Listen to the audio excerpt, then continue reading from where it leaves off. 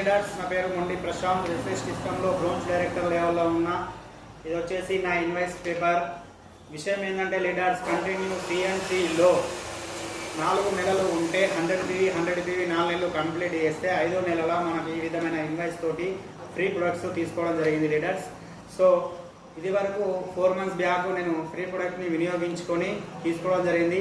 మళ్ళీ రెండవసారిగా free products 2515 రూపాయలతో ఈ ప్రొడక్ట్స్ అన్ని తీసుకోవడం జరిగింది లీడర్స్. నేను వెస్టీజ్ సిస్టంలోకి వచ్చి 8 మంత్స్ అవుతుంది.